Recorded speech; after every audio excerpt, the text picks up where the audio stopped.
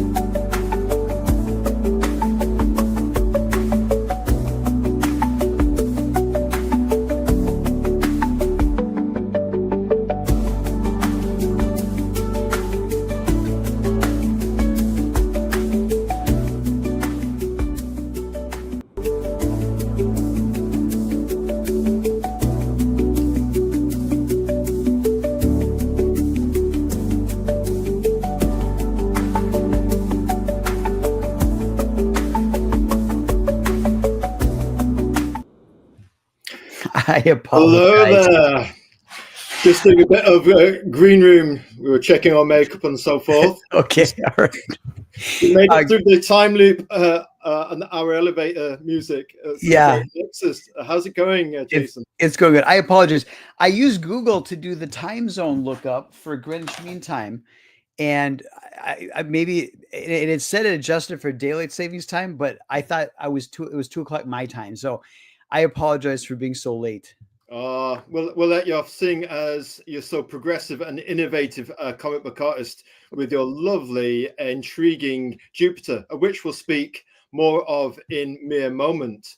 I'd say what we need to do now is this.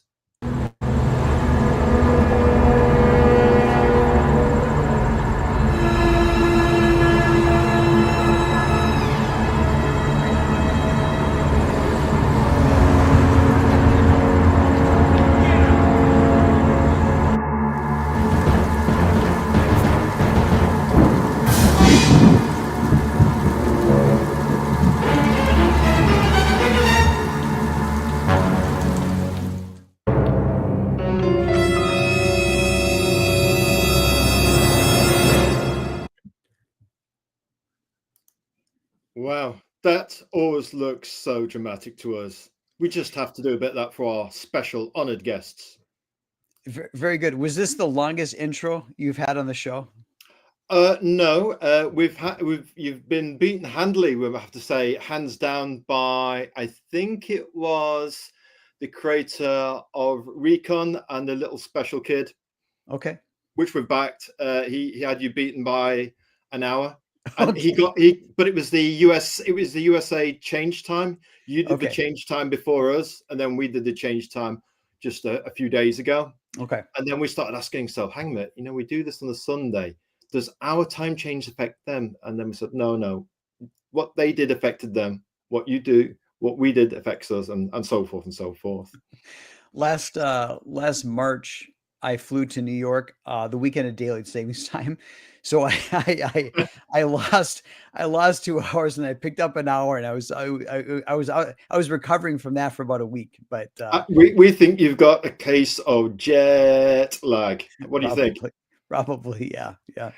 Right, well, folks, tonight we've got the 5 Pillars of Storytelling live. We've been live with our elevator music for a little while. We just thought, I don't want to play some elevator music, you know what I mean? And we're not sure if it drove Tim slightly crazy. I think he mentioned something about jumping through the window. Like that lawyer in The Simpsons. So it's Azrael chats to Jason Sandberg. We do a bit of art, comics, movies, games, and toys. We chat about different things. Comics it is for the moment. Sunday, 6th of April. The book we're looking at in the comic is Jupiter. It's 7 p.m. Greenwich Mean Time, London, UK. Please like, comment, and subscribe, which doesn't cost anything. It's a follow, and maybe we could twist Jason Sandberg's arm while he's here on YouTube to give us a little sub. But there's a little follow button on YouTube. Everyone we get, that we call the power of one, gives us a greater sunlight to shine on the indie creator and the book, greater exposure. Right here. So yes, we'd like a bit of your like, comment, subscribe. We're very hungry like that. We're really pushing our growth on X. Yeah. We managed to get through the 2,000 barrier and followers on X and blown past that. So we need to give a special thank you with a banner ad to our X followers later. We're just so caught up in the growth, and you think, hang on, we've just passed it, and it becomes unceremonious, but it's nice to have a little bit of growth. And Crenshaw's in the chat. I see. Everybody go follow him on Twitter and subscribe to his YouTube channel. He's got a new YouTube channel, and he's doing a good job of doing short reviews and just calling out what he likes and so forth. So check out Crenshaw as well, in addition to subbing to this channel as well. Yeah, Crenshaw is a master at short reviews. He's got a great voice. He's the Richard Burton of anybody knows who he is. He's got a great voice. He's the Richard Burton of indie comic reviews. And one thing we like, look at that, maintaining eye contact with the little green light, which looks like we're connecting with our audience. Hopefully we are. And he does these reviews, which are A, B, C, get to the point, no spoilers. And he's got a lovely camera action. And before you know it, you end the review of thinking, I want that book. And then that adds up after a while. He's just got the knack of selling. A born salesman, Master Crenshaw. And he's in the chat tonight. He's saying I've put this comment up, actually. We did a few comments, actually. It's if we can scroll back, we just get involved with the chat, actually. Give us some chat practice. So here we go. We've got a nice welcome. Alright, so catch up on that. Al and Jason, how are you? So how are you, Jason? I'm doing good, doing good. And he says down here, he's talking about, I'm just going to find the comment. He plans on reading Redcoat and Rook soon. I'm sure we'll get reviews of them if you can find the time. And another thing he recommended was, if we can get the comment up, I read Junkyard Joe because I was asking what indie comics he was reading.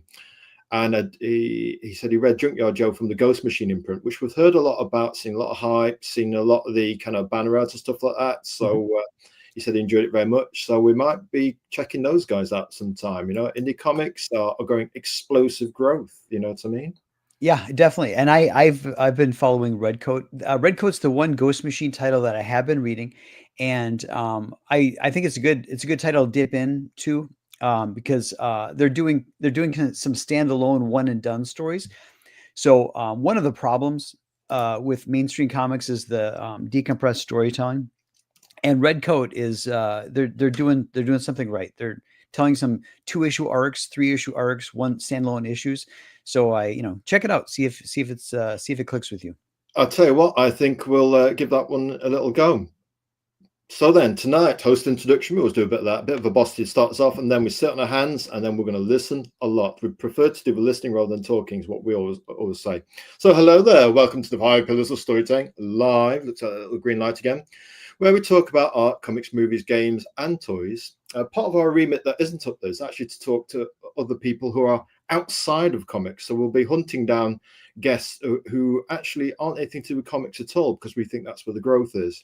I'm your host, Azrael. My secret identity is Carl Prometheus, storyteller, artist, and promoter of indie creators, indie comics, and the indie comic community. The bigger growth we can get on that, then we can force magnitude our books and get exposure on them. So the bigger the community and the more we network together. What's that old classic phrase? A rising tide lifts all boats. Absolutely. Our style is universal. We can be watched by creative families, creative adults, and the creative younglings. So we have a universal code from our guests and from the chat. We don't any swearing or get involved in any drama. We've heard all the arguments all before. You know where to find those on the internet. Go find them if you want that kind of thing. But our motto is to listen, to learn, and share, and celebrate the drama of the indie creators who are doing great drama inside the comic book. That's what we want, to keep things very positive. Let's do an inspiring quote.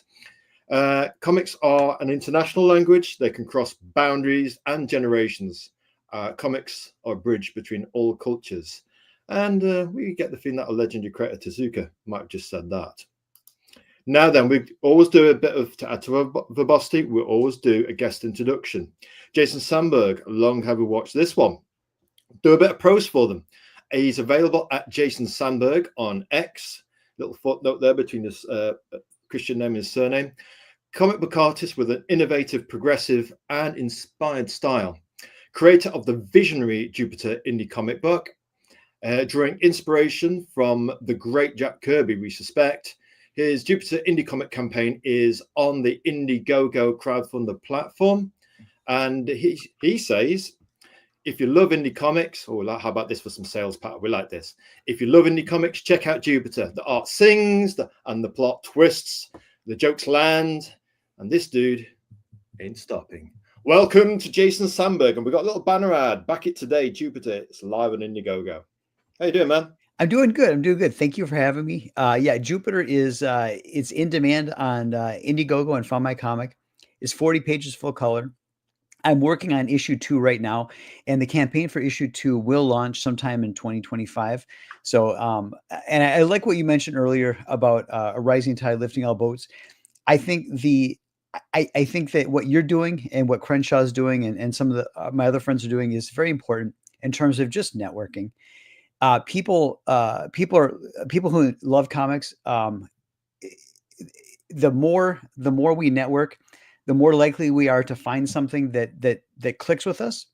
Yeah. Because not everything's for everybody. No. But additionally, the healthier this industry will be, this art form will be, the more people are able to talk to each other and talk about what they're, why they're drawn to this medium, why it's magical to them, and what they enjoy. And I think that is the future versus some of the tribalism and some of the there's some of the darker, more malicious things going on right now. So looking forward to just connecting and networking and seeing if you want to take a look at Jupiter and go back it, and because like my tagline says, I ain't stopping. I ain't stopping. Well, I think you said that was a beautiful bit of visionary indie comics community sales talk there. We like that. It's community that's going to lift us all up. Where there's darkness, let us be the swords of light and go forwards and follow that guiding star on North Star, which will help us reach people not only in comics, but outside of comics as well. More people outside of comics than in them. But we think at heart there's a frustrated rock and roll comic book reader out there in the non-comics quote-unquote tribe of tribes. And I think once they get a book that connects to them, they'll be a comic book reader too. Just like everybody says, oh, I've never written a book in my life. Well, everybody's got one good book in them to create. So we can all be creators, we can all be fans, we can be creators and fans at the wild frontier of indie comics. Now, we've done a nice prosaic introduction of Jason, and I tell you what, one thing we like about what he said there was that sense of community. We're big on that. There's people on X, which initially when we began our journey 2 years ago, we heard that the community was very Spartan, very sparse, threadbare, and then we found that there were hundreds, thousands of indie creators, thousands more fans. And you've got people like Tom Patu doing comics for everyone, basically. You've got Star Million doing great championing of the indie comic creator.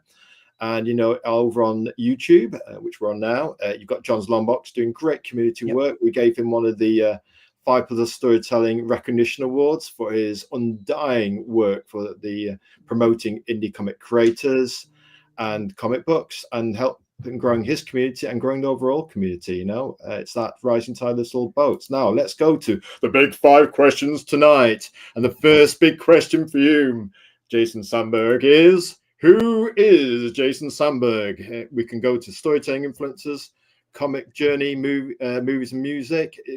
It's your chance to share a little bit of the Jason Sandberg cake with the rest of us. All right. So, I think it was summer of 1977. I was 6 years old. My grandmother on I think it was a Saturday night, said, "Hey, get in the car. We're going to go pick up the newspaper." And it was like 8:00, 9:00 at night. We drove to we drove into the city, and she lived in an inner ring suburb of Minneapolis, and I went to this drugstore, and she said, "Go pick up the Sunday paper." And I'm like, "Grandma, it's Saturday." And she knew where the Sunday paper was dropped off early, and so I'm like, "This is magic." My grandmother's magical. She can get newspapers from the future, right? Because I was 6 years old. And then she said, "Go pick out a comic book too." And I went over to the spinner rack, and I was aware of Spider-Man. I was aware of Batman, but this was the first time I got to go pick up a comic book. So I kind of spun it around, and Captain America 214 by Jack Kirby popped out at me. And I picked it up, and from there, I got an immediate. Oh, there you go, nice. I got an immediate connection with Jack Kirby and the magic trick of having a 2-dimensional image pop into 3 dimensions. Just was enamored with the work of Jack Kirby, and then became a comic book aficionado. And then jumping forward a few years, the first indie comic book that I recall buying was Nexus #2 by Mike Baron and Steve Rude. And you can't there's you can't do any if you're going to strike lightning, that's where you want to strike, right? So at that point, I think those were the 2 poles that set me on a course that I'm on, where I had this love of Jack Kirby and the creative fountainhead, the action and the sense of creativity, and then the Mike Baron, Steve Rude caliber of quality, and the fact that, hey, Nexus is the greatest independent comic book of all time. It's run over 100 issues. They're still working on it. Nexus in 1983, I'm sitting there looking at Nexus #2, and it dawns on me, these guys own their own book. The artwork is better than anything from Marvel and DC. The paper, the storytelling, the color quality, everything is better. And I'm like, this is basically this is the way, right?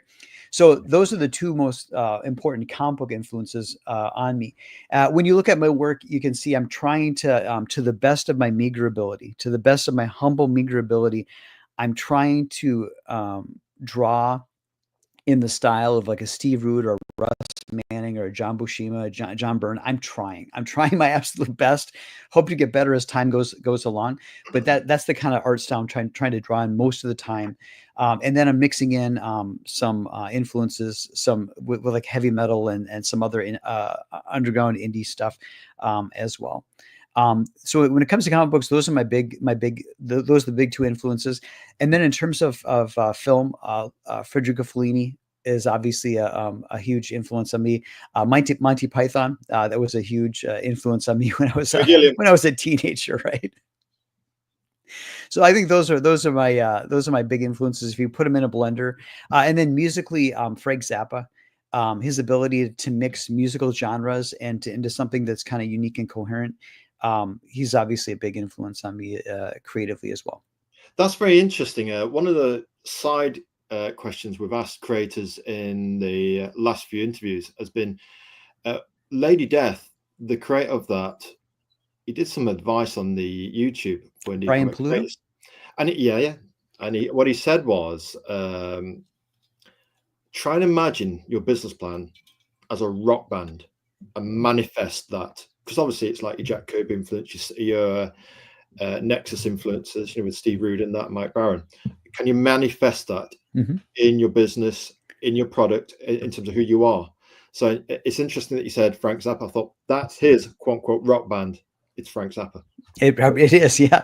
And obviously Frank Zappa had his own record label and was constantly at war with like Warner Brothers and so forth. So there's definitely a streak of indie even in my musical tastes. Indie counterculture, being your own man, and if you're going to put all that work into something, why shouldn't you profit with as little noise in between you and your customer as possible? Creator, reader, and all that distribution and retail that takes so much of a cake.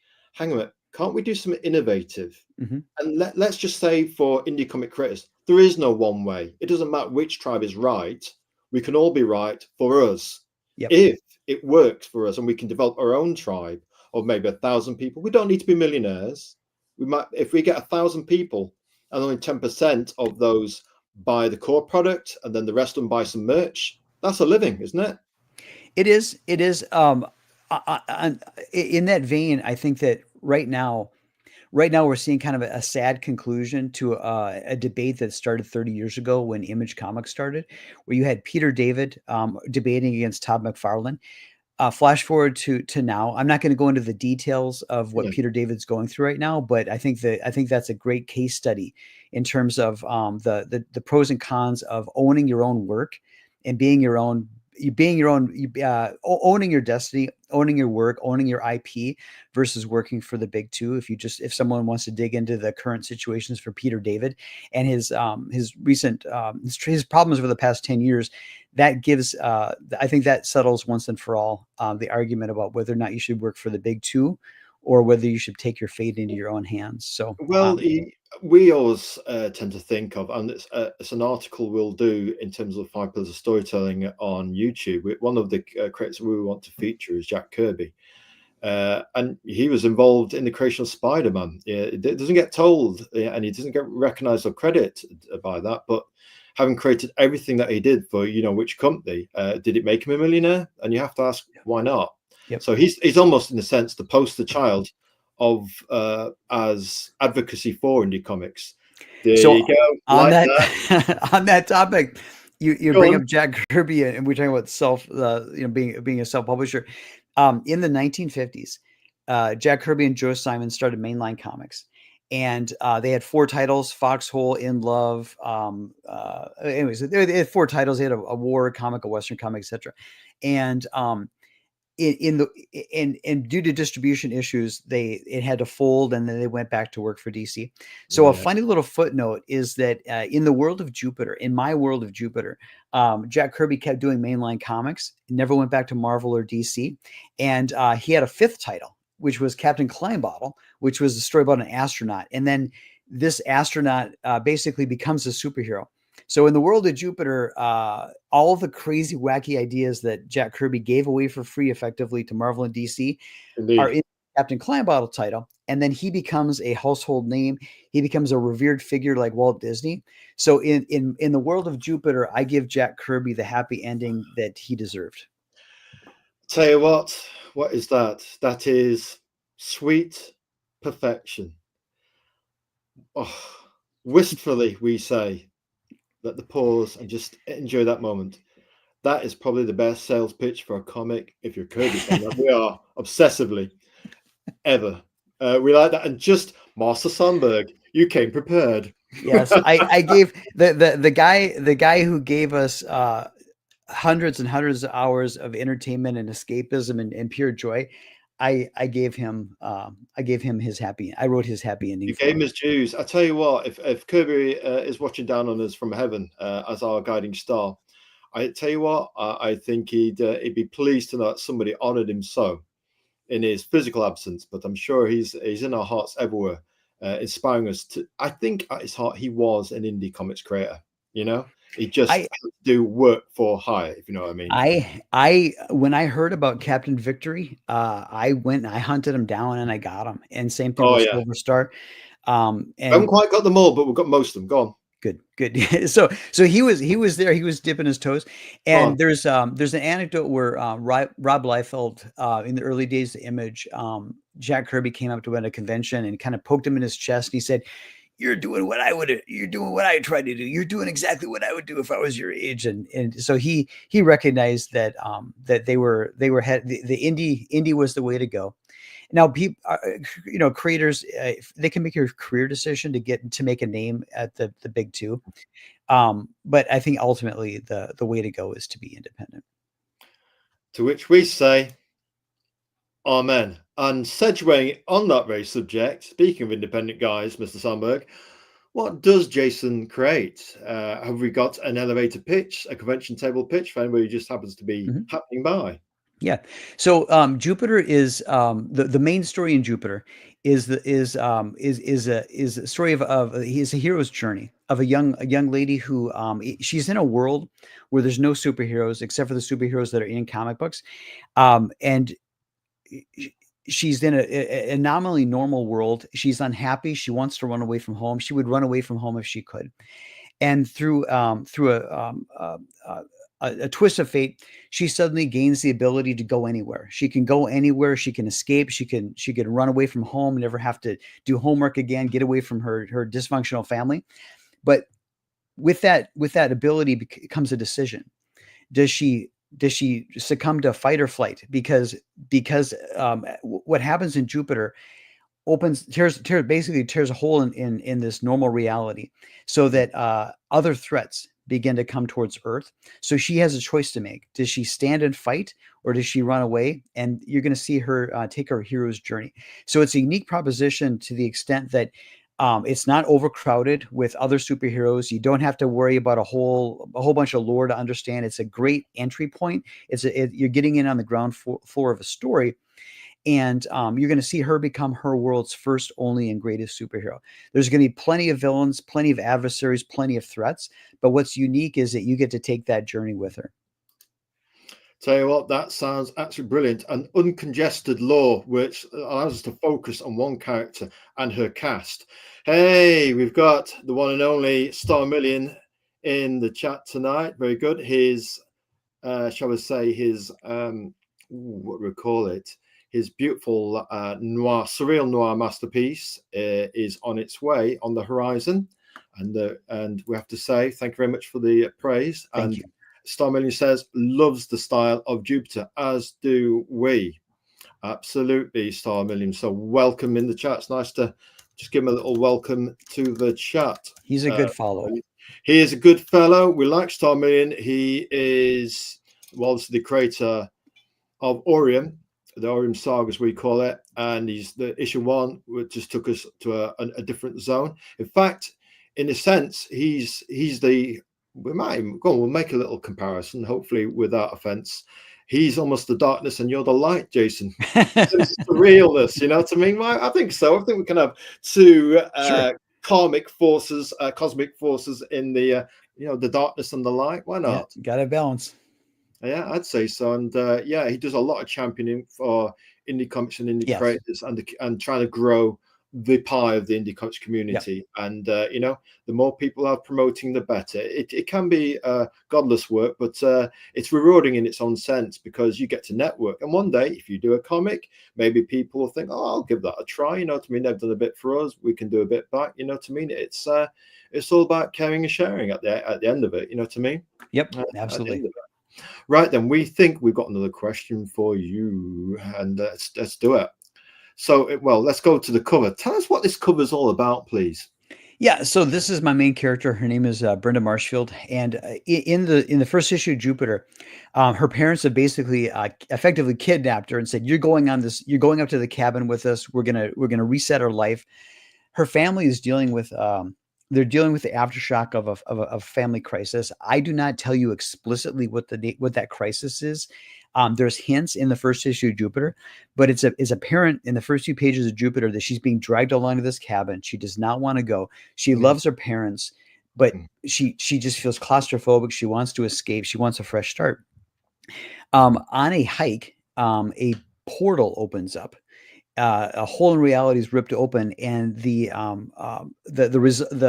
consequences of a civil war in a neighboring dimension spill into her otherwise normal world. So this is the point in her trajectory. This is the point where everything changes, and you can see there that there's this pink, this pink fluorescent sky. Reality's ripping open. There's this portal. There's these magical glyphs flashing and all this kind of stuff. So this is the point at which everything's going to change for her, and being like that watershed moment in her story. That's why I chose it for the cover. Additionally, it's a bit of an homage and a hat tip to one of my favorite series, Zot. Zot is Zot by Scott McCloud is a kindred spirit of Jupiter in many respects. But there's a there's a cover towards the end of Zot where Jennifer Weaver, one of the main characters in Zot, she has to make a decision about whether she returns to Zot's world with him or stays on her world. And I like the striking capturing the moment of a decision. So it's a bit of an allusion to that cover. I think it's cover 31, could be mistaken. But I kind of felt some kinship with that cover for her. It's kind of the opposite, where it's the beginning of this saga versus kind of the ending of the saga in Zot. So that's another inspiration for the cover. Kirby, Nexus, Zot. I think we see a cosmic cosmological thread. There's some of that, definitely. Oh yes, we like that. Eh? You get rich ingredients for your cake. You can create a very rich tasting cake, no? And you can share that with your customers. Speaking of which, we're at our local market yesterday. Speaking of inflation, it wasn't so long ago you could buy a whole cake for what we call £4. And it was we looked for all that red velvet cake. Looks absolutely delicious. Maybe we'll have a slice of that. And we looked at the price. It was £4 for a slice of cake. We were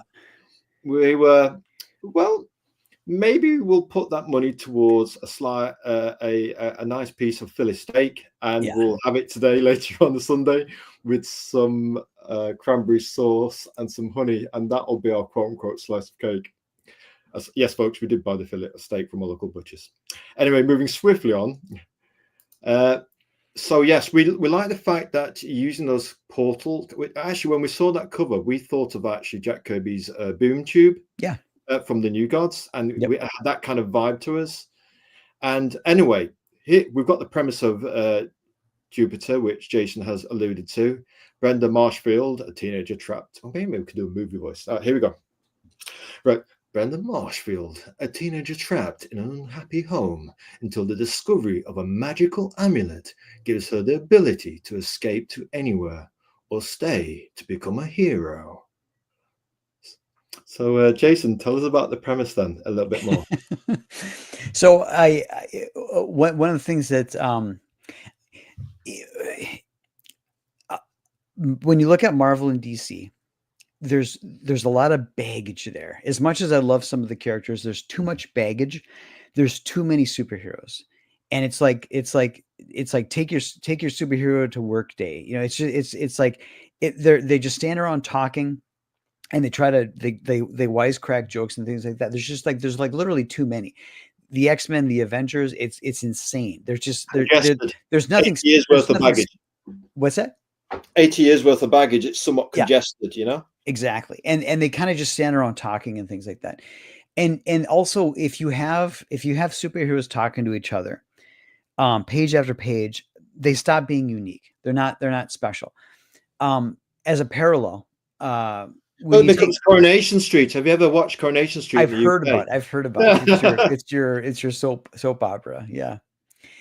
Um, so to contrast that, when you have Superman, you have Jimmy Olsen, Perry White, and Lois Lane because they're on the ground, like looking up at Superman, and they're the surrogate for the reader, looking up and being amazed by what Superman's doing. When you've got Captain America, Thor, when you got all these superheroes just standing around talking, there's nothing special about them, right? So I wanted to do something where I love superheroes, but I want to do something where there was that they were actually special, right? So I wanted to have a world where there were no superheroes. So that was the first starting point.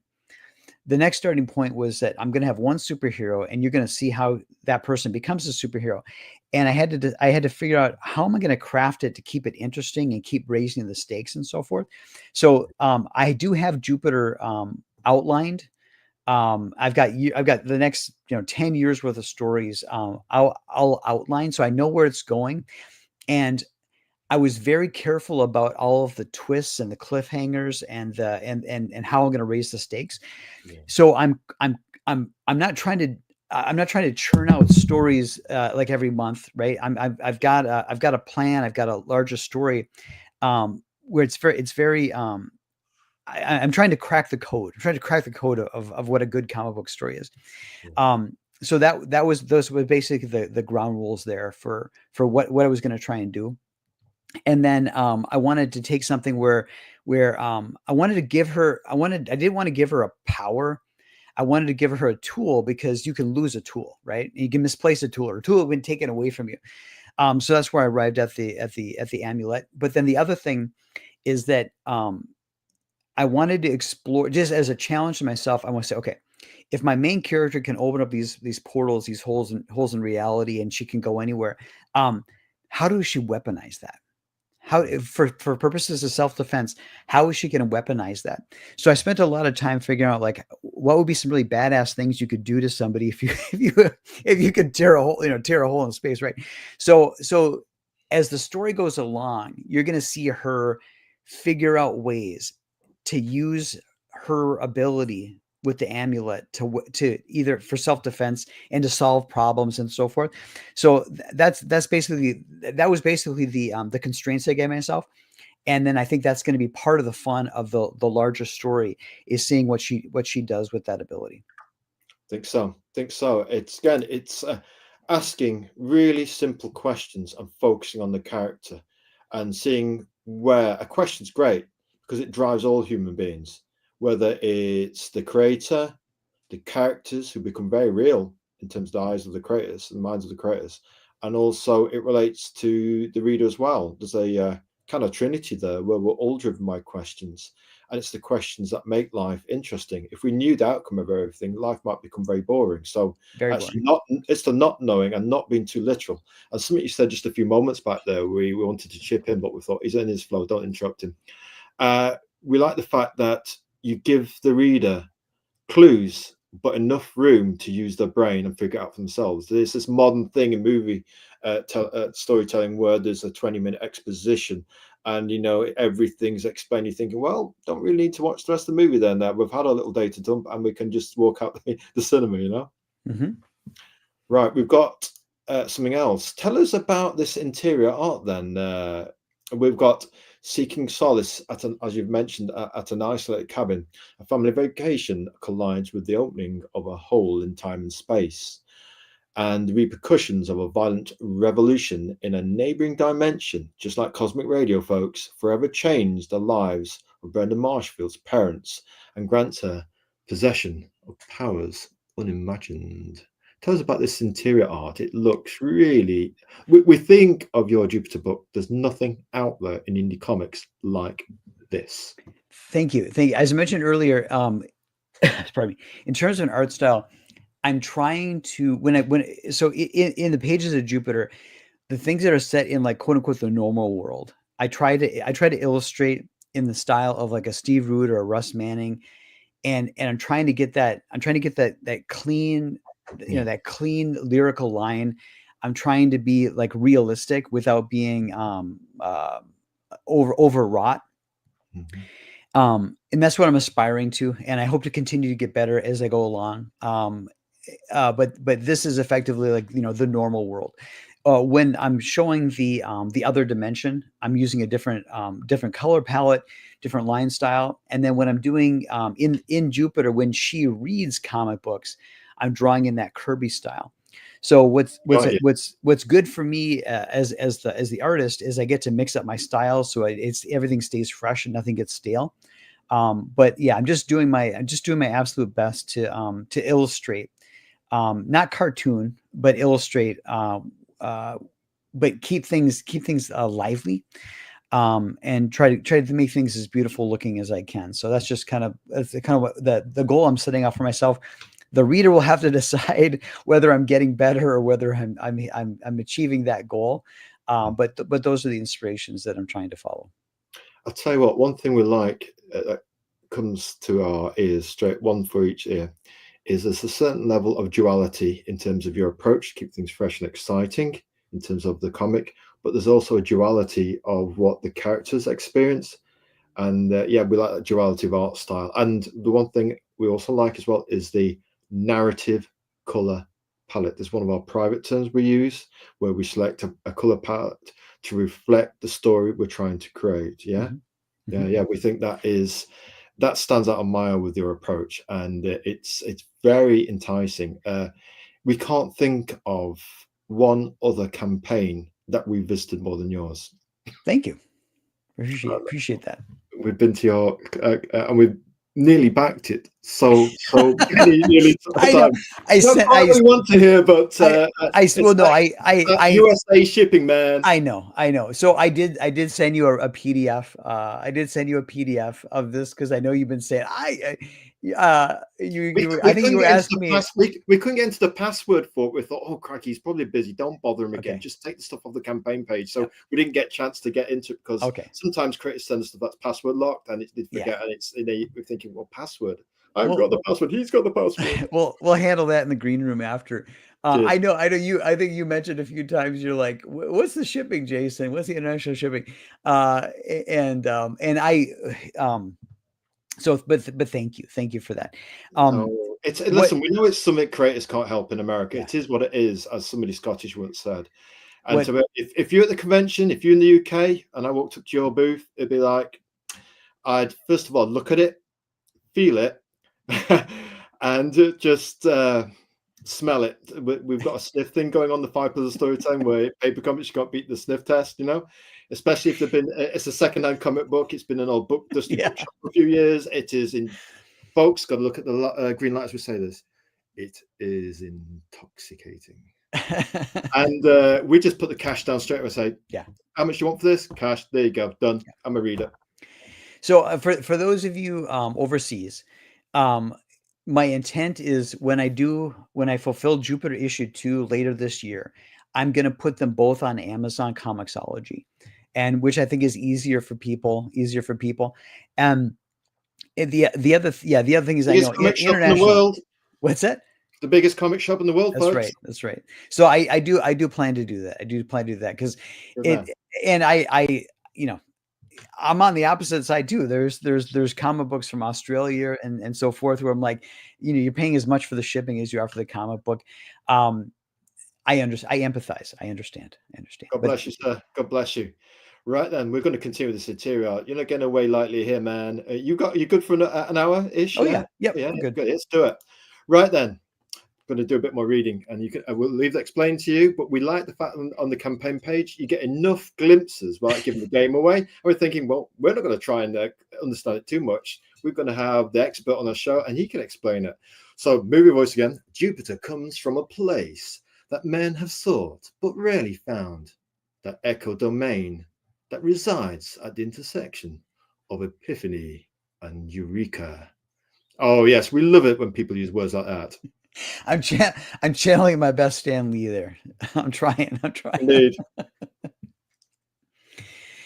This Is this the Jack Kirby style then? Because here it says in the speech bubbles here, you cause more damage than the criminals you're chasing, and Yep. even fight other heroes like the Knight of Geolopia. Is this the kind of Kirby thing, the duality that you're talking about in the fantasy area? This particular panel's got that Bronze Age, Silver Age, Bronze Age energy.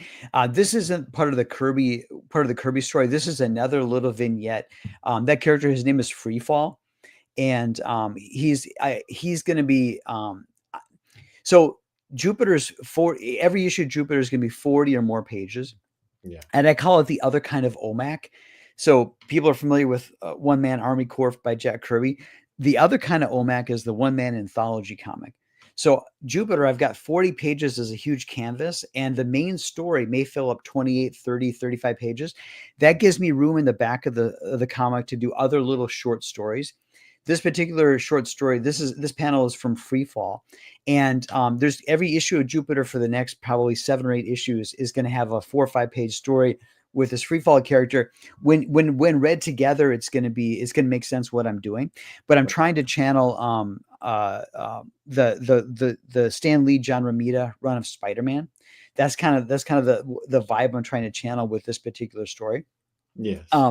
But something that I kind of realized when I was planning Jupiter was that because I've got a day job and because these are going to be, crowdfunded and things like that, people are going to have to wait, 9, 12, 18 months between issues, right? And that's just a fact of life, right? Until I can do this full time, they're just going to have to wait. And I've got this overarching long story that I want to tell. And I realize, hey, you know what? I have to give people some instant gratification. I have to give them some satisfaction. It can't all be cliffhangers. So I intentionally structured Jupiter so that I've got this 40 pages where I can tell this ongoing story, and then I can tell these short stories in the back and these 1-page strips and things like that. And that Freefall is one of those little short little vignettes that's going to be happening. In the pages of Jupiter here, I have just for fun, I've got a pie ad. So there's a pie ad here in the back. Twinkie cakes. What's that? Twinkie cakes. That's right. And then I've also got a 4-page horror story. So there's a 4-page horror story here about this little boy who hears a noise outside his window, and he goes out in the middle of the night hunting monsters. Right. So I wanted to be that when you read Jupiter, you wanted to come back to get the continuation of the main story, but I wanted there to be things in there that you could read in one sitting that were enjoyable in and of themselves, because otherwise, it just seemed like a better. I wanted people to have some instant gratification, some conclusion, and some kind of like standalone pieces. So that Freefall is part of that. It was very interesting, actually, when we started reading comics. The first Batman was Jim Aparo, Mr. Freeze Batman with icicles on his chin coming out the cryogen chamber. And our first that came after that was Marvel UK's Spectacular Spider-Man comic weekly. And its format was anthology. You got a bit of Spidey, a bit of, that was by, I don't know, Ross Andrew or something like that. And I think it was Ross Andrew. He did a very emotive Spidey eyes on the mask. And we had John Buscema's Fantastic Four. and his Thor, Mighty Thor, and Daredevil was in it as well, Mm-hmm. we think, and Tony Stark, Iron Man, and with George Tusker's art. Yeah, and it was all in black and white, but the art was A4, so it was bigger. Yep. Yeah, I mean the front cover was matte paper. Yeah, so cheaper kind of production values, but the art was bigger. It was in black and white. So anybody who grew up with black and white movies like our good selves, Betty Davis and Humphrey Bogart, we loved it. You know, we loved it. And obviously, we caught up with the coloured USA versions later. You know, which both the UK and the USA they had very random, erratic distribution over here in the UK. You had to get what you could when you could. Yeah. I mean, Molly UK's Spidey comic is supposed to come out weekly, but it mostly did. Would be polite and say that it mostly did. Right, we've got something else here. Right then. Beset by the hammer blows of entropy, one of our favourite words. Fates brought the age of corporate comic books to a close. And parenthesis, not nearly soon enough it was. Suddenly, but we don't talk about that on our show. Suddenly, we stand defiantly with action and our own example of high standards and blindingly a bright light of sword. Suddenly, in a defiant reply, a skybolt delivered Jupiter to a bewildered world. Tell us about this panel. We just love the art here, Jason. Yeah, this is as you can see on the cover, there's a hole in reality that's ripped open. This is the glimpse into that other reality. Oh, just show us that book one more time, Yeah, Jason. yep. Yeah, we'll put you on kind of bigger there. So we can see, oh yes, we love it when he does that. Yep. So this is a scene from that upheaval, that civil war, that revolution in that neighboring dimension. There's some rebels breaking into a big citadel, and they're going to topple that regime. And at the end of this revolution, effectively a wizard opens up that hole in reality and sends a refugee into our normal world where Brenda Marshfield is, along with some paraphernalia to protect the child. So this is that other dimension you get to see. And when I did it, I love 1970s John Buscema Conan. Just love it. Absolutely love it. Oh yes, he was born to draw Conan. He would know that. For us, the best Conan artist. Yeah, he's my Conan as well. But I wanted to kind of draw in that style, but I wanted the color palette to be psychedelic. Yeah. So the color palette and the coloring techniques. I wanted to, even though it's a sword and sorcery world, I didn't want to do the sepias and I didn't want to do the Bronze Age coloring. I wanted to do something that was psychedelic and just kind of wild. So and there the rebels are using a T-Rex as a battering ram to break into the citadel. Yes, there's almost for us a kind of Alex Raymond, Flash Gordon vibe in there, that kind of classic kind of sci-fi that we grew up with. I mean, you look at the sci-fi now in movies and that with all the computer graphics and that, but to me, sci-fi is Buster Crabbe, Flash Gordon, you know, maybe Buck Rogers from the 70s, stuff like that. It's very hard to escape that. And obviously the beautiful, optimistic sci-fi of Star Trek, and then the one that blew them all away with its battered dirt spaceship, Star Wars, and its seminal kind of, I guess, retelling of what space drama and conflict is. You know, what story about family ultimately. So yes, we just love that psychedelic style of yours. We Thank do you. too. It's certainly it seems to have, we sense footprints of classic tradition. You look at Steve Rude; he's a fine artist first, you know. Absolutely. And we often say that when we quote his work on X, we say master fine artist and master comic book artist, almost twin towers of what he's trying to do. You can see it when he's painting in his studio on YouTube. Anybody go to Steve Rude's YouTube and watch him work. It's Star Trek technology. You can actually be his apprentice as good as being in the studio with him.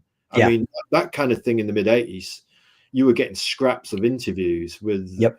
that multi-layered building up a superhero kind of drawing, how to draw comics the Marvel way. I mean, whereas now it's monkey see, monkey do. You can actually get in the studio virtually with them, virtually, It is. You get this. What would you pay for that kind of apprenticeship, right?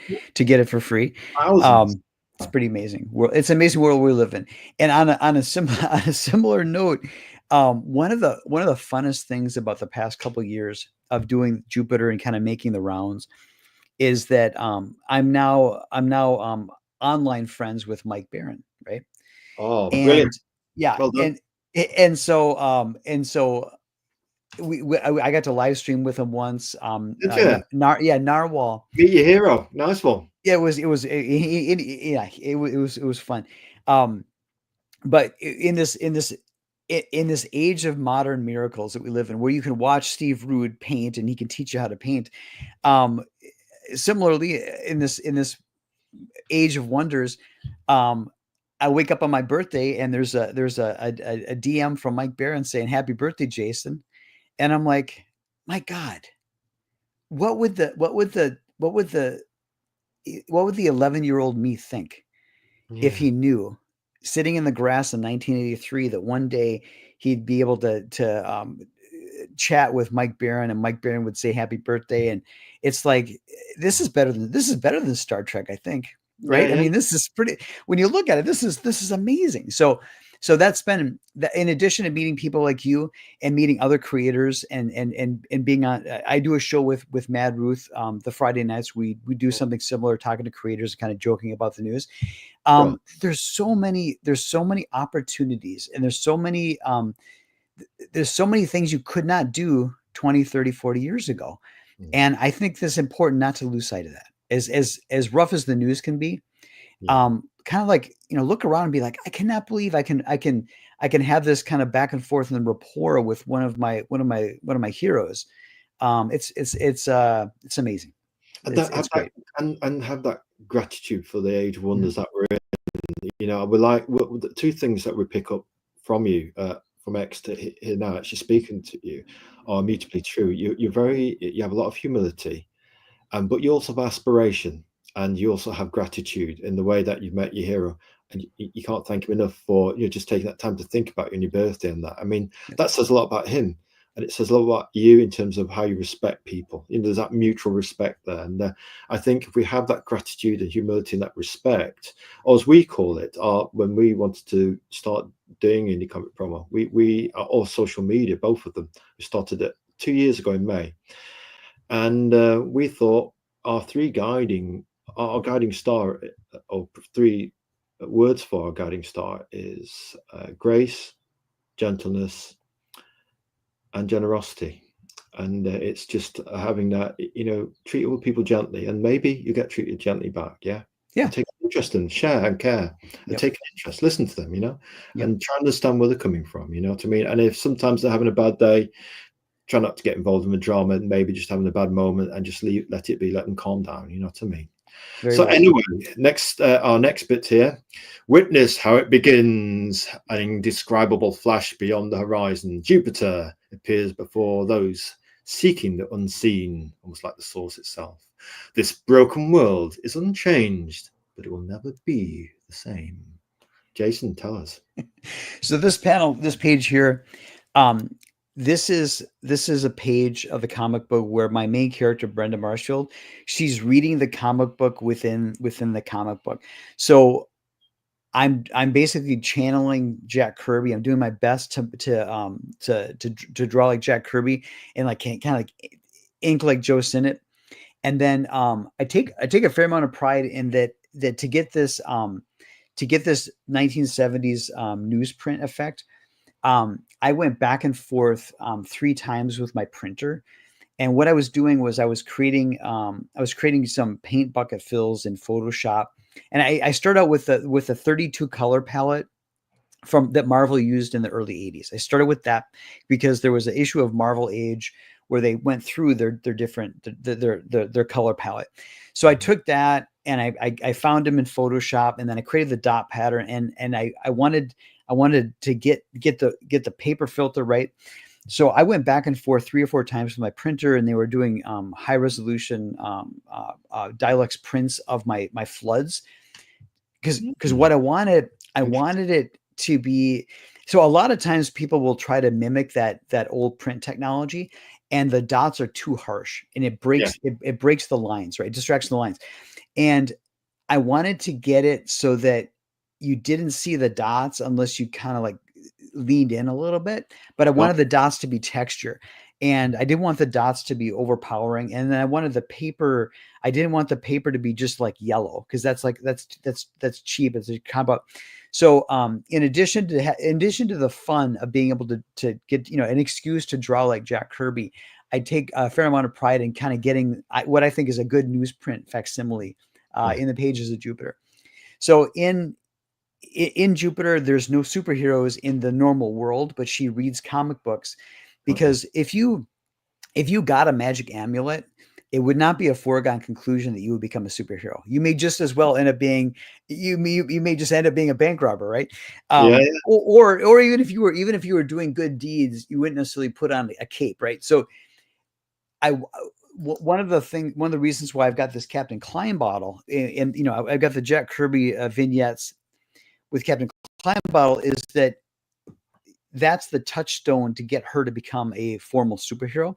Got And these Jack Kirby, every issue of Jupiter is going to have like a 4 or 5 page comic book within the comic book of the Captain Klein bottle stuff, but it's going to give her stepping stones, and it's going to nudge her into becoming the superhero. And so I wanted it to be a different tactile experience when she's reading the comic book, and so that's just kind of part of the fun of the comic book. I'll tell you what, we like your enthusiasm for the continuity of your reality, her reality, the book she's reading, and going through into that dimension to be part of that story, almost like the Pirates story in The Watchmen. Yeah. There's this Oh, yeah. sense of Yep. reality Yep. happening on multiple cosmic radio stations. There's Yep. Jason Sandberg's reality on Radio F 95.5 FM. Then you've got you've got Classic FM 101.01. It's playing this kind of cosmic hero story, and then you've got her reading that story, which is on, I don't know, 103.8. Yeah, and it's how you tune in that radio. I mean, we can't see those or hear those. Oh, we've got to put that on the big screen, folks. And Let's go. so what? Let me zoom out here. So what you'll see here is that she'll fade into the comic book, but when she gets yanked out of the comic book, it's abrupt. Like it goes from it just poop. She's like popped out. So because I mean that's what it's like to be reading is you're beginning to tune out the world. You get immersed in this other world. You're in a state of flow, and you're clicking, and then suddenly there's a knock on the door, and you're like, whoa, what's going on? So I wanted just that getting yanked out of that comic book reading experience. I'm trying to capture that sensation too. Almost like that feeling in Neverending Story where the young kid's reading the book of the Neverending Story, and then his mum shouts him, and then he's snatched out of it, and then or the characters in the dimension hear his mum's voice, and he's thinking, hang a minute, how did they hear my mum's voice and I'm reading this book, kind of thing. You're playing with reality. We like that. It's cheeky, but we like it. It's a kind of fun kind of cheeky. We do like that. It's beautiful. Right. If the newspapers shall be filled with nightmares, comic books should be filled with dreams. Oh, yes. We approve. Let all comic book readers prepare for the approaching noontide alongside Jupiter. What prose, what poetry. Tell us, Jason. I think I started out trying to be like Jack Kirby and ended up as Thoreau or something like that. I don't know what happened there. I'll tell you what. Do you know maybe what? Emerson? Maybe I ended up as Emerson. I'm not sure. Well, people, we often, obviously, we think Jack Kirby's undernourished in terms of the credit and the millions he should have got. Obviously, he's the poster child for indie comics in the unofficial one, in our humble view. But we often think the misunderstanding about Jack Kirby's dialogue is he's not these and thou Shakespeare. That's Stan Lee, and that's the one that's most populist. perhaps in our modern culture, but we think Jack Kirby is Homer. He's the Odyssey. That's Yeah, what he is. I can see that. And when you understand that, then you understand his dialogue and you understand his sense of adventure and action and storytelling. You know what I mean? To me, it's get your Greek armor on, get your trireme, and just go floating into space somewhere. You know, it's very different. It's very different. Now here, very interesting. This one again, we like this Kirby-esque kind of feel. We like the way you've got the Kirby jazz, the kind of abstract lines that echo the kind of the muscles and the sinew of the body. And you've certainly done. I like we like the metallic lines on the armor, which Kirby always a thing. We like metallics. We just got a thing for it. We've had it since we were a teenager. And what come on, Azrael, get on with it. But anyway, I was just go get on. Don't get us on Kirby, man. Jupiter will be an indie and unique. We have little doubt about that, folks. So let's do a bit of reading, shall we? Besides exhibiting the highest quality artwork I can craft, Jupiter provides the reader with a genuinely independent and unique comic book experience. Testifiable fact, folks. Take it from the experts. Jupiter will give you a jolt you can't find elsewhere. Well, how about we look at some of these big names that have had a little look at it? You can't categorize it. Scott McCloud. Jason Comic is truly original. Mike Barron. And can honestly say, I've never seen a comic quite like Jupiter. CWR review. I mean, that is a trinity of testimony, Jason. Tell us about getting that praise and how it made you feel that somebody else recognized what you were trying to achieve and do with Jupiter. It's very very gratifying, very encouraging, very humbling, and I think that um, when I'm tired, when I'm exhausted, I sometimes will look at those quotes and be like, man, I'm ready to go. Let's go. Put me in, coach. I'm ready to go. Let's go. As So almost like it's to drive you on. yes, Motivation, yeah. yes, definitely. It's just kind of it it's just it's very rewarding. It's very rewarding. That's cool. I tell you what, I tell you words like that though, those are just pearls. They are just diamonds of praise. They tell you what, to me, if I had those words given to a comic I was doing, I'd make the comic just for myself. And if anybody else has to like it, that's a bonus. That's a bonus. I think Dave Simov or Cerberus once said that. He said so and so, so and so, and so and so likes it. So he doesn't really care if anybody else likes it. But as it Yeah, happened, up to 15,000 plus more people did like his comic, yeah. which came in handy. Anyway, let's look at the next slide. Placebo addiction. Tell us about this one. We've used this in your indie comic promo banner ad animations, and it's kind of intrigued us the way almost an infinity loop of the hourglass. Tell us about this.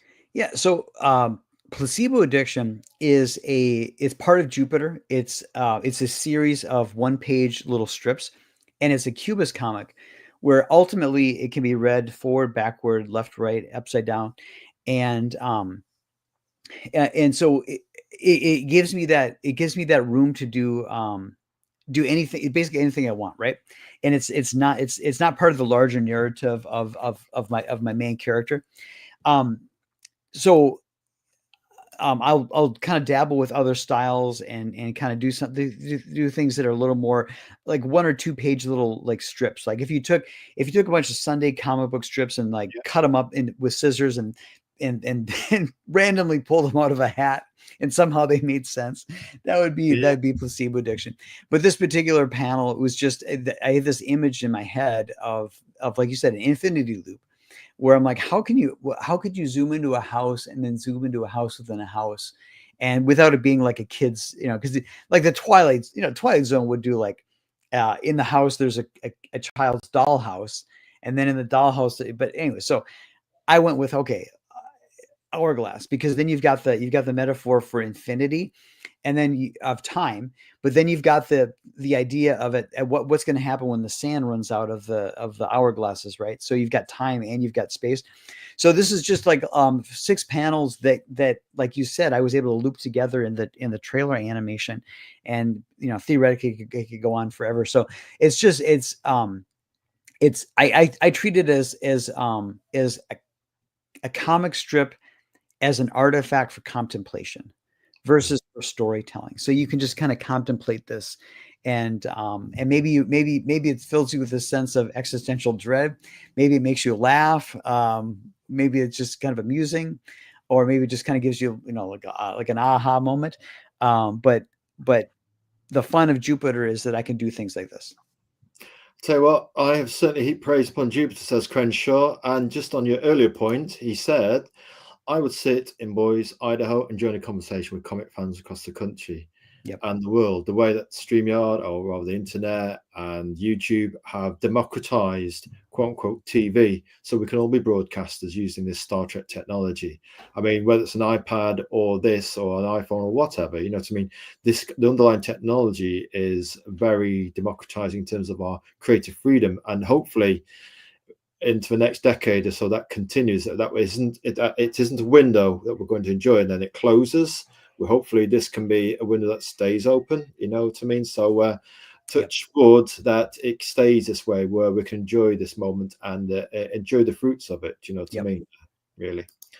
But yeah, we like this placebo addiction idea. It's almost like that idea of reinventing comics, or if you look at the trilogy of Scott McCloud's making or understanding of comics. And I think in one of them, he talked about the language of comics. You've got juxtaposed storytelling happening with panels and the kind of a time break of closing your eye in a blink with the guttering. Yeah. Yep.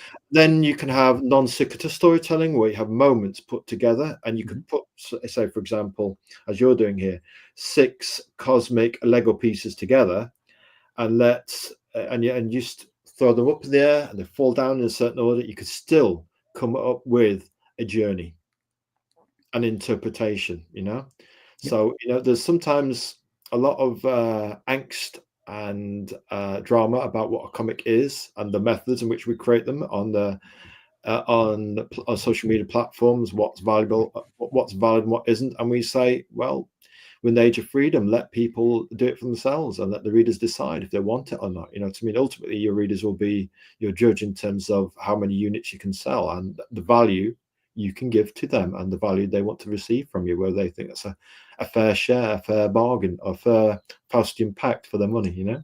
Yep. Yeah. So anyway, we couldn't resist this one on the fine details. And we thought, this is just listening to you talk about getting the details right for the mezzotint, for the printer dots. We have, I'm not sure if we can say this in case somebody quotes us or clips us on the internet, but we'll just put it in broad diplomatic terms. We've got a thing for newsprint, and we had Peter on last week of Alternative Comics, and what a warrior, a whispering warrior he is for newsprint. You know what I mean? He's probably got one of the last few newsprint printers, and he's got to hit a certain kind of volume to go in with the bigger boys print runs in order to get his books on that. And so even on the digital versions, he gets the old paper look and the kind of the print detail on there. So you're similar to him in that kind of that nostalgia for the way comics used to look and feel, Can you feel it kind of thing? Yeah. So when we saw you on the fine details, we thought this guy's in deep. He's coming from our school of thought. He's a Bronze Age hero. You know what I mean? He's been there. He still wants to be there. And yet, it's that Back to the Future kind of thing. You've got to harness the past while taking a product to the future and take advantage of Amazon being the biggest shop in the world, comic shop in the world. And you've got the idea of YouTube being now broadcast technology. So get yourself on there, even if you feel shy and awkward like we do. Get out there, get your message out there, help others, get gratitude, and share and care. And also, you've got, it's never been easier to do what we're doing now, Yeah, no, absolutely. I'm very cognizant. Having done Jupiter in the 90s as a black and white indie, it ran 9 issues. It was distributed by Diamond. I wish the methods of networking that are available now were available then. And those people that people that are like, well, I'm not famous and I don't have tons of money. don't be discouraged. If you love what you're doing and you're committed to getting better at it and continue with it, just put yourself out there and start networking, and you're going to click with people, and you're going to find your way. You're going to find your way. Don't you're living in 2025. Take advantage of it. Take advantage of it.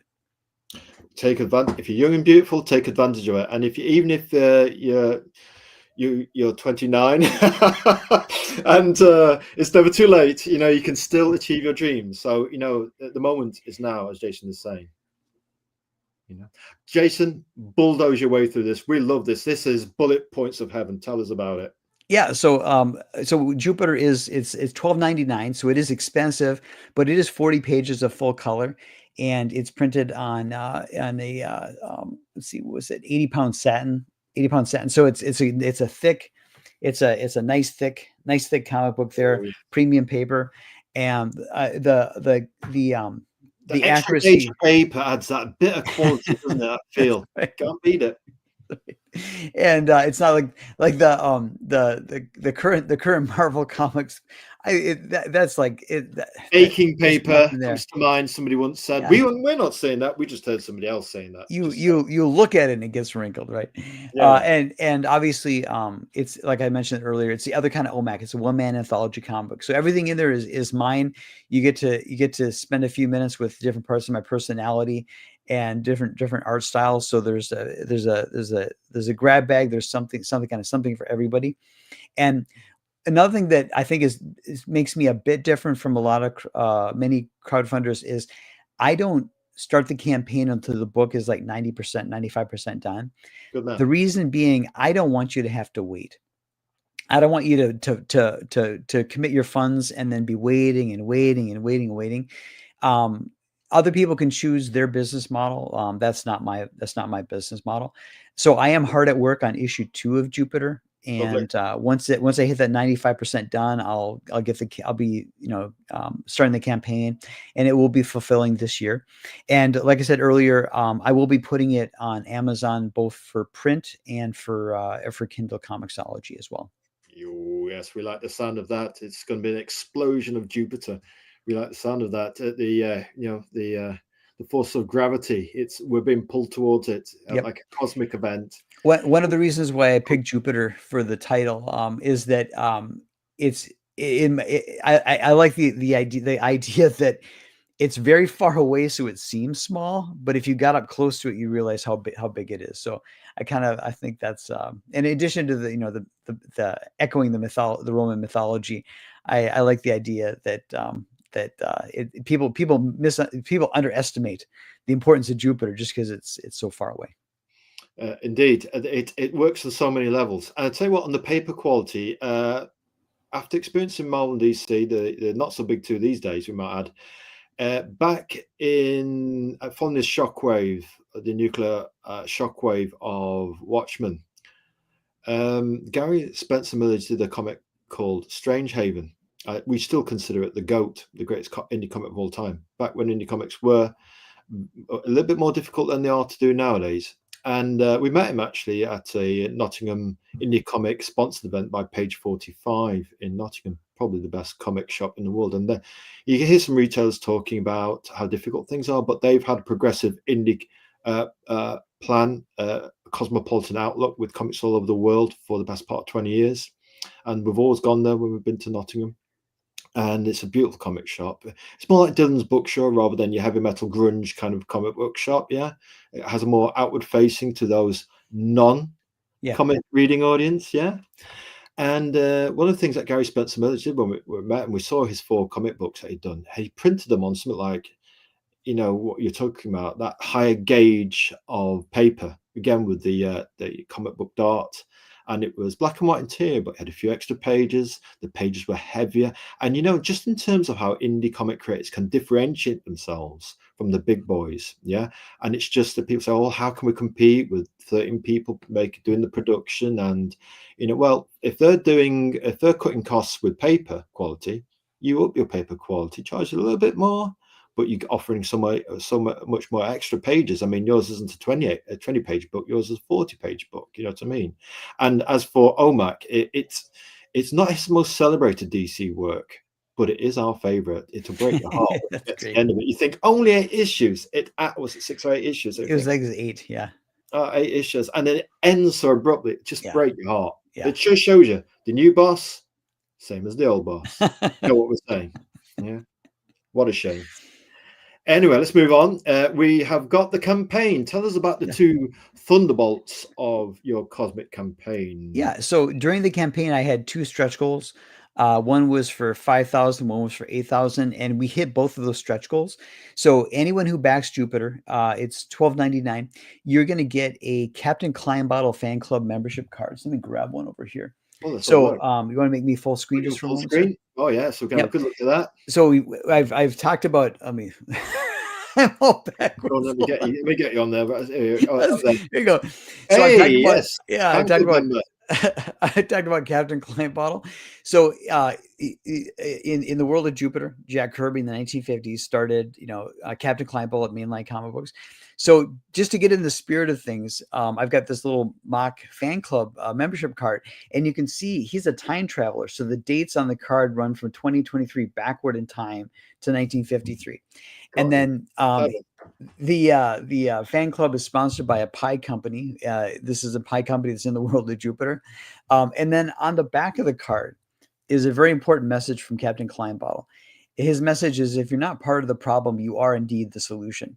So Captain Klein, it's all about don't hurt anybody, but do what you want to do. And if everybody did what they want to do without hurting everybody, we'd solve all the world's problems. Yeah, so you get this for free. Tribal friction between indie comics creators, but you know what I mean. Don't hurt anybody, man. Oh, that's quite thick as well. It's PVC. It's PVC. And then the other Visa card, folks. That's right. I maybe for issue 2, I might put a mag stripe on there, and if you go swipe it, it'll say like boobies or something like that. I don't know. I'll figure out what I'm going to do, but I may put a mag strip on the next one. And then the other one is the second stretch goal was a Legion of Memers license to meme. So for those of you in the People's Republic of China or Russia, maybe even England, where you can get arrested for a meme, if you've got this license to meme, you should get yourself out of jail. Well, tell you what, we'll if we like such a card, we'll blink twice for is it for yes, and blink once for no. How does that work in this country? Whatever will keep you out of trouble. Jason, we can't have an official opinion on their memes these days because we don't have the Constitution or a Bill of Rights, and we just somebody might just hook us. They'll probably. Well, you can imagine what state I'd all be in after we've been. Was it charged with a thought crime, but not an actual crime, a non-crime? You can be charged with. I'm praying for the day that the ghost. I'm praying for the day when the 1,000-foot tall ghost of John Stuart Mill comes down from the sky with a flaming sword and fixes Britain. But in the meantime, I'm praying for you. All right, we're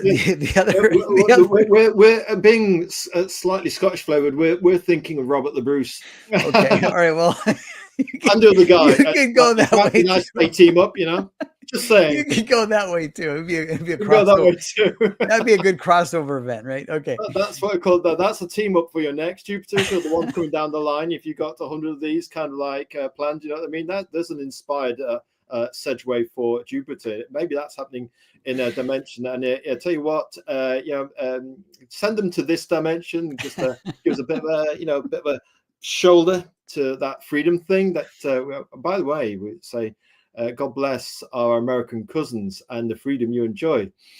We hope that freedom pie tastes very nice. We're just sniffing so actually thinking that's that freedom pie smells so good. Anyway, we're gonna behave ourselves. So you've got a retail edition. So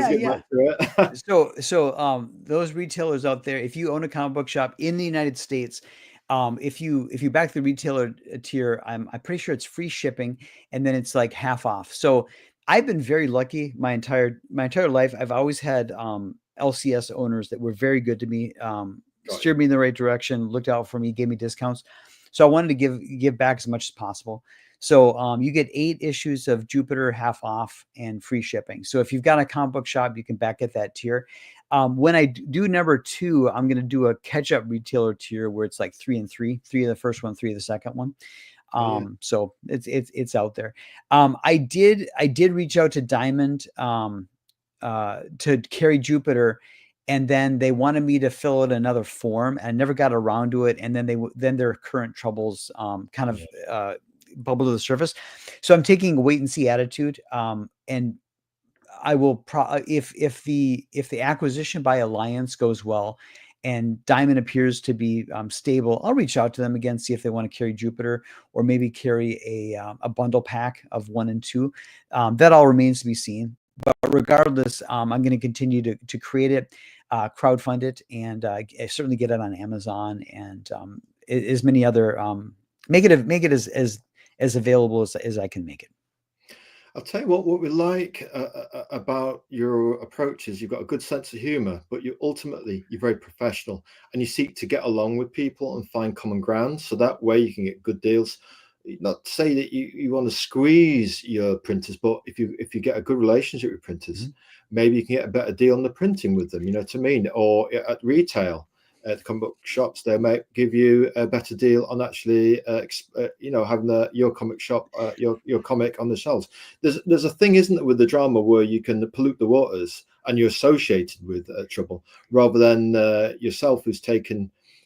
Sound pompous about it, but if you take the high ground and you're professional people, you create a world or a reality. In your case, when we're speaking of Jupiter, there's many realities. You can create your own manifest reality by being to try and be aspire to be a good human being, producing good work and getting on well with good people in a good community and surrounding yourself with good people as well.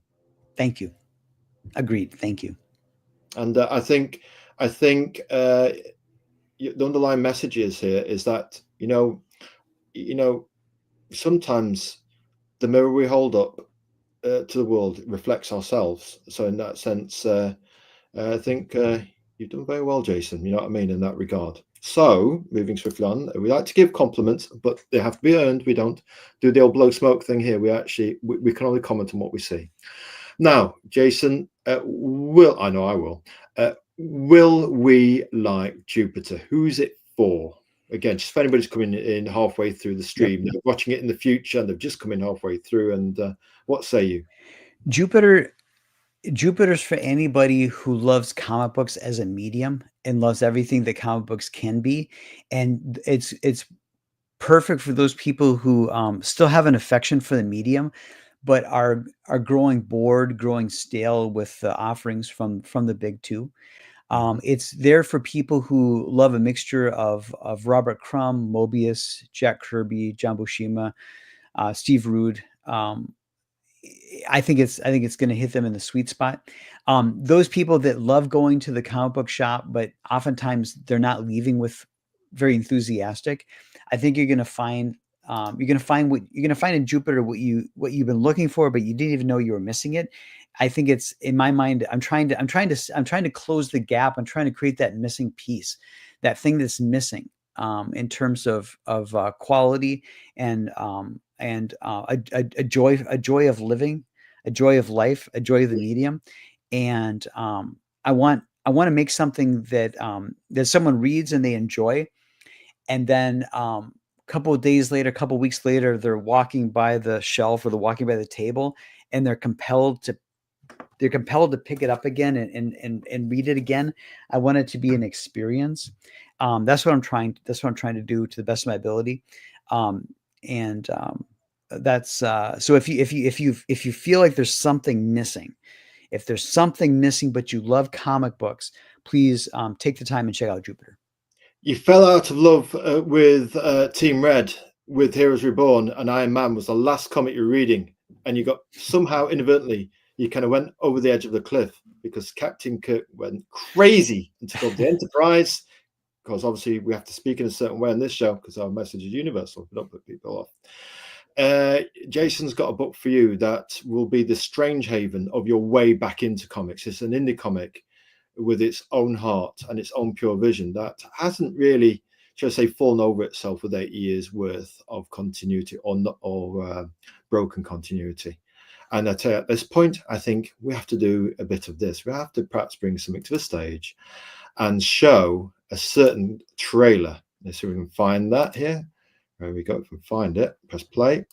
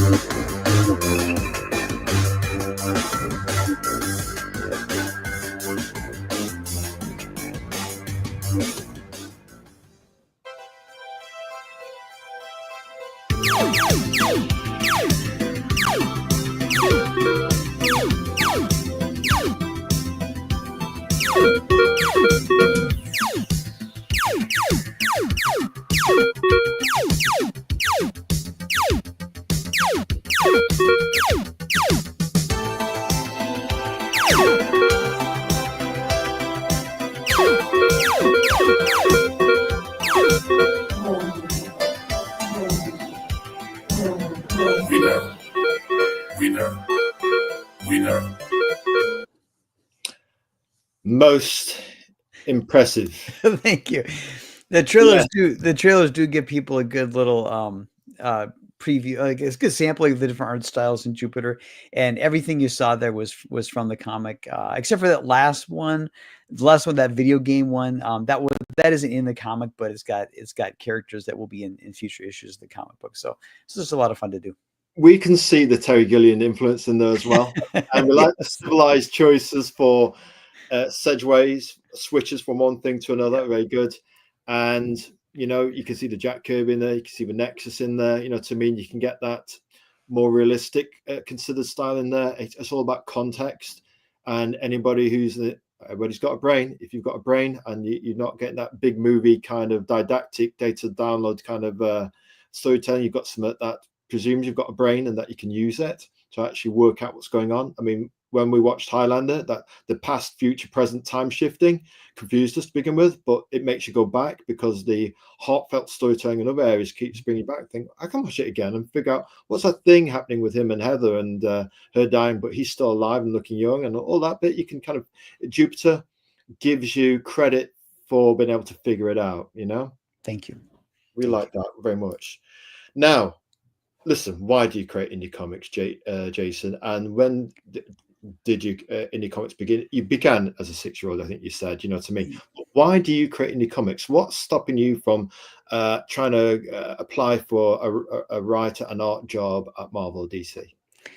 I love the characters that other creators created at Marvel and DC, but I have no love or no illusions about what Marvel and DC are. They're appendages to larger transnational corporations, which don't love their audience and which are likely may not exist as we know them in the future. Um, and as to why I create comic books, because I can't not do this. I love doing this. So if I'm going to do it, I'm going to do it on my own terms, and I'm going to succeed or fail on my own terms. And because I care so much about it, I'm going to be involved with every step of the creation of these comic books, from the press checks to the prepping the art files to doing everything on the book. I'm going to be involved in it firsthand. And like I mentioned earlier, I discovered Nexus in 1983. So going on over 40 years of being connected and being an enthusiast and supporter of indie comics. And my plan is to continue to do Jupiter. I The past year has been very busy at my day job, so the second issue has taken longer than I would have liked it to have taken. But what I expect is that I'll be putting out a new issue of Jupiter every 12 to 18 months for the next 10 some years. And then when I do retire, I'll be doing it more frequently. So my retirement plan, my retirement plan is to do Jupiter full time. My wife and I will travel and we'll fix up the house and do all the usual retirement things. But what's going to get me up in the morning and keep my brain working, keep my body moving, is going to be continuing to make Jupiter. So for those of you that are seeing this now or seeing this in the months to come, please check out Jupiter. You're getting in on the ground floor. I'm not going anywhere. I'm going to be doing this for the next several decades, and this story is going to continue to grow, and my skills are going to continue to advance as well. So that's the why, and I hope you all join me. Folks, Jason's why is the sword of Damocles to the Gordian knot. Right. I got both those references. Thank you. No problem. Yes, we thought you nailed it on the eloquence. We were listening. Creative team is just you, as you're saying. So obviously you're balancing work and being an indie comics creator. And obviously when the retirement looms, that when you go on these cruises around Norway and Scandinavia, do you perhaps have your laptop or your paper and your pens and pencils and your computer there on the you could be looking at those Norwegian mountains as you drift past on the cruise ship and do creating comics at the same time. Portable studio. Absolutely, absolutely. So I do everything. What I will do is when the book is like 80% done, I'll do a limited print run of maybe 10 copies, and I'll send them to people I trust to kind of do some proofreading, look for typos, give me some suggestions and things like that. So I do outsource the editing, or the corrective editing. I'm not looking for anybody to tell me what to do in terms of plot points, but just as a favor as a courtesy to the readers, I want to make sure there's no typos or nothing like that in there. So I do have the proofreading, but otherwise everything is me. That's cool. That's cool. That is cool. We like that. We like the fact that it's from Nexus in the 80s. You've been on this indie comic journey from way back when to now. It's all about that independence, creative control, and enjoying the fruits of your labor. If you worked hard for it, you don't want to be the next poster child of somebody who's had all these creative rights paid for with pennies, and then somebody else makes millions or billions. To me, you always run that risk if you don't have creative control. Correct. Now, number 4, what advice of the big 5 questions? We're nearly at our end of these, but what advice would you give aspiring creators? On this show, we listen, we learn, and we share to younger people who didn't have access to this Star Trek technology in the mid-80s. What would you say to young aspiring creators and creative families? Something I would recommend is whether it's on your phone or in a little notebook, if you have an idea, don't let it get away. Get it down. Get it down, and whether it be, and I'll use Brilliant like advice. 3x5 cards. I'll use my phone. Um, as you're going through the day to day, as something hits you, you got an observation, you hear something crazy in the news that you're like, I can make a story out of that. Don't let it slip away, and just keep putting it into your pile of ideas, and see what sifts to the top, and what sticks around. And then in terms of the technical craft, um, accept accept that there's the Malcolm Gladwell 10,000 hours theory, where you so accept that you're maybe on hour 1,000, you're on hour 50, you're on hour 7,000. Dave Sim once famously said everybody's got 6,000 bad drawings in them, which I think is absolutely true. And incrementally, your drawings will get better. And shit, We were thinking that as you said about the Dave Sim 6,000 bad drawings. Go on. I just, that's across time and space, the kind of cortex link, Yep. synaptic link. Yeah. You bad boy, Jason. Yeah. So I think those are my two bits of advice is if you're dedicated to incrementally getting better, and you love doing it, stay at it. Keep going. Absolutely, that is sage pearls of wisdom advice. Now, gotta know, we suspect we might have a little idea. Just saying. But what superhero would you be if you could be? I think it would have to be Captain America. Of course. I have to be, and here's why I say that. You could, with Captain America, you can do almost any kind of story, but it still stays zany. So if you're Cap, you can go into outer space, you can time travel, you could do street level stuff, you could do espionage, and your network of friends from Nick Fury to the Avengers. So I'd have to say Cap, and then just to be like I think it'd have to be Cap. Yeah, there's one creator I know. We know who could do Captain America featuring Galactus with a plum, and that would be Jack Kirby. Mm-hmm. He once said, actually, he always created his characters if they could be anybody, or they'd try to, what I mean, they'd find a solution, they'd find a way. And there's that kind of core humanity of aspiration and the great potential of the human being in the work he does. And we see traces of that influence of a time when comics were silver era and bronze era. Then you had the independent comics, and it's all coming through in what you're doing. To mean it's you've got a rich. Well, no, we thought earlier actually while you're talking, thought that's a cosmic cocktail when you actually listed all the comic creators that you're influenced by, and that said that Jupiter's kind of almost like a kind of distilled whiskey or a fine wine. To mean a nice plummy deep Merlot or something. We like that. No, we could just without even reading it. Part of the reason why we didn't chase you up on the password was because I thought, when we get this, it's going to be one hell of a surprise. Bonus questions, not many, and we've cut them down from last week because we obviously don't want guests jumping through the window like that Laurie from Simpsons. What are future plans for Jupiter going forward? You kind of intimated that this is a life's work, yeah? Mm-hmm. Oh yeah. So initially it's Amazon, and back end of the year number 2 is 90, 85, 89% complete, is that? Yeah, so the issue 2 is probably 70% completed. You're not going to see me do the campaign until it's 95% completed, and that will be this year. And then I expect issue 3 to follow more quickly, and I will be putting 1 and 2 on Amazon in print and on Comixology, and then I'll also likely invigorate like an eBay, get an eBay store going as well, so that however you want to buy the comics. eBay is a home for some people, actually. That'd be interesting. Go on. Yep. Yeah. So I'll do that. My focus in 2024 was to work on Jupiter issue 2, and then get the main campaign for issue 1 over 10K, just for the bragging rights of getting over 10K, but also to get more readers.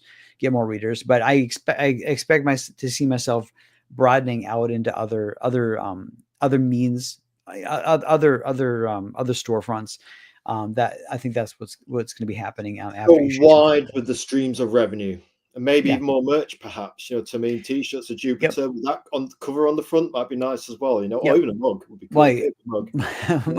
My current plan for the stretch goal for issue two is I'm going to do I'm going to do so Captain Kleinbottle has this thing. He doesn't have sorry. Go on, I gotta hear it now. He doesn't Don't tease me. I'm laughing here. Captain Kleinbottle doesn't have a fortress of solitude. He has a fortress of altitude. It's this flying aircraft carrier thing, right? So what I'm going to do, the stretch goal for issue two is going to be a lenticular cutaway. So when you turn I saw Wolverine and Deadpool lenticular. Yeah. We were completely blown away by it. I thought, if we ever do a comic ourselves one day, we've got to have a lenticular merch. So you're saying, tell you, Jupiter lenticular would absolutely blow, wouldn't it? It'd be absolutely amazing. Yeah, it'd be cool. The lenticular is going to be, you turn it one way, it's the exterior view of this flying fortress. And then you turn it, and then you get the cut, like the Jack Kirby cutaway, where you've got like the library and the weapons arsenal and the trophy room, and all that kind of stuff. So I haven't drawn it yet. I got to finish the issue, but that'll be the stretch goal, and I'm looking forward to doing that. That'll be fun, folks. What you can hear when you hear Jason speaking is that, yes, you can actually enjoy creating indie comics. You can actually be a man, enjoy being a man, being alive, and using your hands, these things here, to create. And when a man uses his hands to create, that's his life's purpose. That's what makes him happy. That and a slice of not so expensive coffee red cake. velvet cake. Okay, velvet cake as well. Yes, we have to say, when both are put down, we're probably going to say yes, please. If someone says, "Do you want this or this?" the answer is always yes, please. Right, we've got to ask you, speaking of food, what's your favorite pizza, Jason? There's in the United States, there's a style of pizza, the Chicago deep dish. That's my favorite kind of pizza, with sausage, onion. Yeah, it's good stuff. I'll tell you what, right now we'd certainly look who's here. Look who's here. Oh, wait a minute. Dave. Hello, Dave. Hello, Genuine Comics. Dave, who does a rather well, we could call it. It's one of the leading lights of superhero indie comics, isn't it, Dave? Perfect 10. Yeah, Perfect 10. We've got a few of them. I think we've got to get issue 3. We've got to get. I've got 1 through 4, and I didn't grab number 5. I'm gonna do, when he does number 6, I'll pick up 5 and 6. Dave, it's always good to see you. Thank you, sir. Yeah, I'm gonna put here, good to see you in chat, sir. Now, listen, Dave. You always like to ask the awkward questions. So no, yes, nice, interesting questions. Before we have to say goodbye to Jason, come on, Dave. You must have a question for Jason Sandberg and his completely like nothing else in the wild frontier of indie comics Jupiter book. There must be a question Dave can ask Jason Sandberg. We want to know about it. It won't take long, Dave long. He watch him. He gets on a kind of stream of really good questions. Yep. So we're looking forward to that. So yes, the Chicago pizza. Yes, right now we could put our face in it. That's the not right way of putting it. And while Dave's concocting his life's work of a question, where can people find out more info about Jupiter, Jason? I'm most active on Twitter, on X, and what I'll do is every day I'll put out some promos for Jupiter, but then I'll retweet and kind of curate stuff that I'm excited about, whether it be other indie creators or great Silver Age, Bronze Age, or indie comics. I'll just kind of give them a shout out. So come check it out. And then every Friday, I team up with Mad Ruth, who's the creator of Soul Tack, and we do a show called The Friday Nights.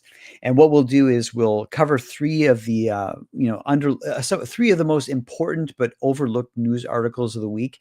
An example might be the Oscar Mayer Wienermobile crashing. An example might be a police officer arrested for shoplifting. We'll cover those very important, often overlooked news stories, and then we'll have on the news cycle. Exactly. The news that your elite doesn't want you to hear about. Yeah, we know what's saying there. I tell you what, we've got a hail from RJ William. He's got a hail. Hail, hail, RJ. But I give him a hail back. I like typing hail. It's one of my favorite words to type. Hail, RJ. I'll tell you what, J. Let's get that right. I kind of type and talk at the same time. Oh, here we go. We've got a fight breaking out with pizzas. You forget about drama in indie comics. It's always pizzas that it starts people getting people kicking off. Oh, by the way, we've got a compliment before we get to RJ getting in the pizza ring for a bit of pizza smackdown. We have got congrats with the 10K funding, Jason, and we concur. To our audience out there, a bit of eye contact. When we saw that 10K figure, we thought, congratulations to Jason Sandberg for that. 10K is a big number. You know what I mean? We always think of tens, hundreds, thousands, yeah? But 10K is a lot of anything, of units, of money. So well done to Jason Sandberg on that. He's shining a light, showing us all the way in terms of what can be achieved within the comics. You can be your own man. You can have your own creative vision. You can use your own hands. You can make the whole thing within comics. You can retain your creative rights. Yes, you can make 10K or $10,000 and more. Yes, and the wild frontier is open to you in this age with big Amazon giant comic shops. 4 billion people on the planet have an internet connection. There's your distribution. Yeah. It may not be the newsstand, but think of it. The newsstand is a giant internet newsstand now. It's just our perception, but perhaps needs to shift a little bit. We can still do traditional comics. We can do digital as well to augment that vision. You know what I mean? Now is the time. The Tezuka say, another legendary quote from Tezuka, now we are living in the age of comics as air. Very good. Oh, yes. Right. Back to the pizza fight. Here we go. It's RJ, pineapple and jalapeno, or you're wrong. Well, I tell you what, we love pizza on a pineapple right now. This is a non-drawing hand. This could go on a pizza right now, and we chew away on it. Just saying. Getting really slightly hungry. And here we go, Chicago style, if you're a real one. There you go. He thinks you're the real deal for Chicago. And we've got another one. There we go. Ding, ding, ding. It's Jerry Springer time. Jerry. James getting into the ring. Where does the tagline becoming synonymous with indescribable come from? That is a beautiful question. I spent on that one. I meant to pick him up on that one. Go, Dave. It's just an elaborate way of saying that it's like a variety show. Jupiter's like a variety show. It's an anthology comic. It doesn't want to be boxed, so it's just a fancy way of saying that you can't put a label on it. You can't put a label on it. We like that. And now, chat, if you've got any more burning questions while Jason's in the chat, now's the time to pile on. And we've already done the pineapple and pizza thing. If you've got another question while he's here. But I tell you what, we think we like the way you were a born salesman and a natural storyteller from what we've seen so far. And you're to me, you're a good ambassador for indie comics. You know what I mean? A good, personable and polite human being who understands what's going on in the world, but focuses his positive energies in creating his solution to other people's problems. You want to lose your audience share? Sure, give it us. We'll make 10K, we'll make 20K with it. Yeah, turn it around. Yeah, thank you. No bother. We put it this way, Jason, we hear you. And over the last 2 years, we get to know you on X. You do feel a little bit that you get to know people and what they're about, you know, and you get the people who are into that sort of thing. But we appreciate, and our site actually is very much a dedication to people like yourself, Jason, who have a positive outlook in the indie comics community. Now, we're going to look at our last slide and just say, thank you very much for being our special guest, Jason. The honour is indeed ours. We wish you very well and Godspeed on your life's passionate work. Yeah, we say again, it's utterly unique. It's like nothing else at the wild frontier of indie comics. And you're plotting and pitching your own tent in that wild frontier, and you'll be known for you and your unique style. And you know, you can just keep sailing your space trireme just like Jack Kirby. I thought putting them on that bridge and just kind of like sail on in that kind of like cosmic journey. You know what I mean? And you'll get there. And we're certainly looking forward to 1 and 2. It looks like 2025, especially near the end towards the fall, it's going to be a big year for Jupiter, and it's already big enough with 10K, but we feel it's going to get a lot bigger than 10K. So we wish you well and Godspeed, Jason Sandberg, and please like, comment and subscribe. It's free to do, folks, to the channel, so that way we can shine a bigger, brighter light on you indie creators and your indie comics. So here we go. We're going to do the trade. We can find it, and it's right here. And you are there.